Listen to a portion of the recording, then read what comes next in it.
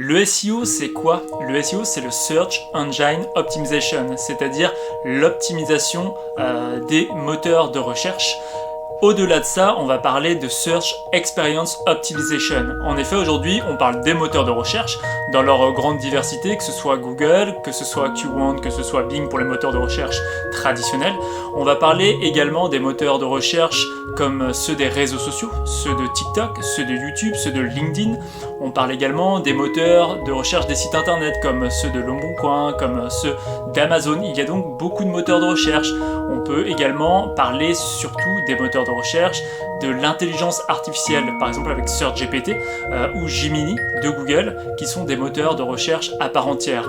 Le SEO, c'est donc obtenir de la visibilité, mais c'est obtenir de la visibilité qualifiée, c'est-à-dire obtenir des visiteurs qualifiés sur un site internet, des visiteurs qui sont en mesure d'atteindre un objectif. Ça peut être cliquer sur des publicités, ça peut être appeler un numéro de téléphone, ça peut être télécharger un catalogue, ça peut être remplir un formulaire de contact. Le SEO, c'est donc un moyen d'obtenir de la visibilité via l'expérience de recherche des internautes. Le SEO, ce sont le référencement des textes, le référencement des vidéos, le référencement des images. On peut donc référencer une grande diversité de contenus. On peut même référencer des bandes sonores comme des podcasts. Le SEO, c'est donc éditer du contenu éditorial.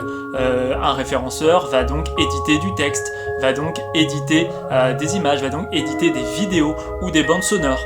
La base du SEO, c'est le contenu éditorial. Indéniablement, il faut du bon texte, il faut de la bonne photo, il faut de la bonne vidéo. Il faut donc améliorer et distribuer à l'internaute le meilleur contenu éditorial pour lui offrir la meilleure expérience de recherche possible. Le référenceur va ensuite optimiser techniquement les supports de communication multimédia.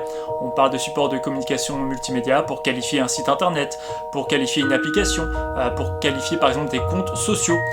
Le SEO va donc paramétrer techniquement ces supports de communication multimédia pour leur donner plus de visibilité.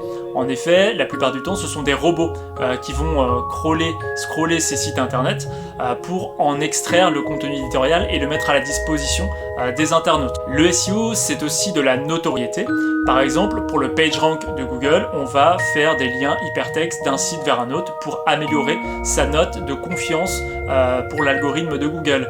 La notoriété, c'est aussi travailler l'e-réputation.